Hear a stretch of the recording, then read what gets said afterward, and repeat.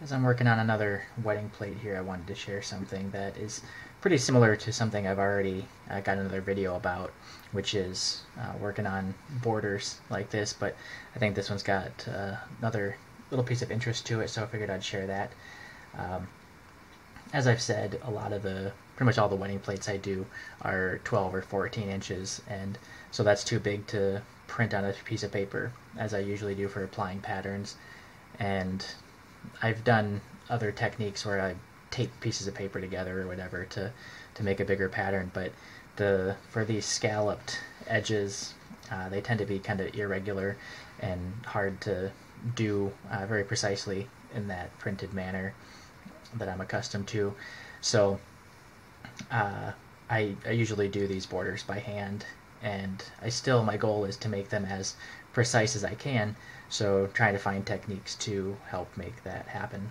And for the outer circle here that I've already got, I just drew dots on kind of specific points along the edge here that were the same distance, and then just freehanded that line. And I figure it's big enough that any small changes, any deviations will probably not be very noticed on the final design. But then I want to do a design that kind of follows this scalloped edging, and I've shown this general trick before that I use, where I'm able to put this metal piece down the side and then trace it with the pencil. And previously what I've done is been able to slide the pencil tip up and down based on the thickness of this would give me more or less distance between those two, but I wasn't able to get enough distance doing that. I wanted to get it all the way out here, and so I ended up creating this wood wedge that I could shove in there, and the more I push it in, the further the pencil tip gets away, and I can slide it down to get less. And so that makes it just more variable for me. And so kind of show you how that works here. One trick to this technique is you want to make sure that the line between the two pieces is directly perpendicular to the surface, the outside edge here. So as I move it, I need to make sure that that line stays perpendicular.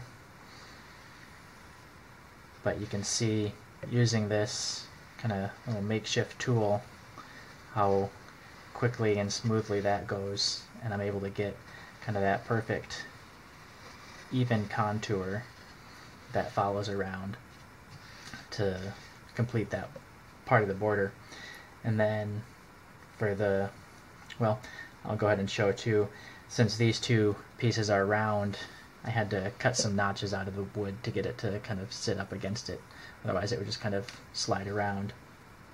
So then, to do the second part, I want to make sure the pencil's nice and close to the edge. I want it to meet up right there. So might not be able to do it fully on camera here, but give you the idea kind of how that goes. Slide the pencil all the way down like that, and now you can see that gap between them is very small, and it lines up on that.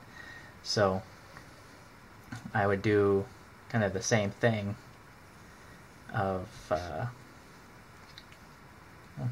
guess I missed my target. I want it to line up not on that part, but right here is the top point where I want to get that. So see if I can adjust that to what I want. So yeah, again here it doesn't go down far enough, so I'll go ahead and insert my wedge to get the distance. And I think the wedge here is going to end up being too much, so I'll probably just have to do a similar thing, find a nice in-between size that I can put in there. Have another one here that might work. I just need a small amount. Maybe a little more. Yeah, there we go. So now I can do just that same technique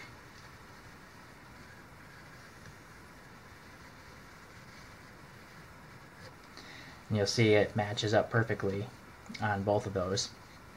And you'll notice I'm not following along those points. I'm starting over, and that's because I found that if I try to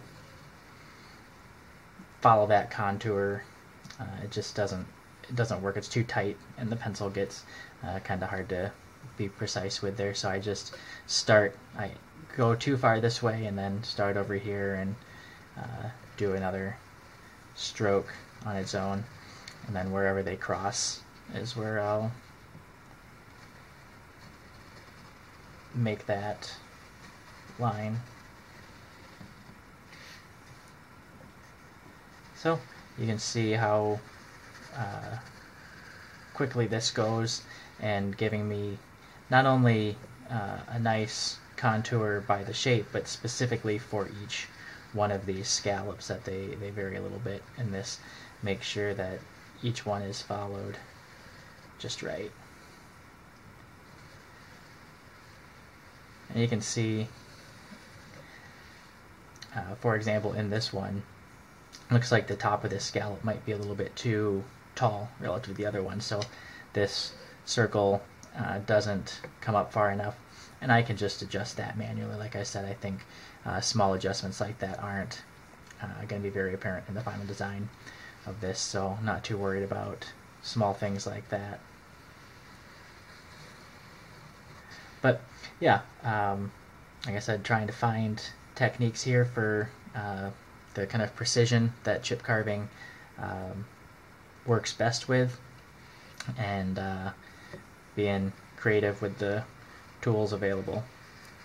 So hope that's helpful for some of you guys out there looking for ways to put down patterns.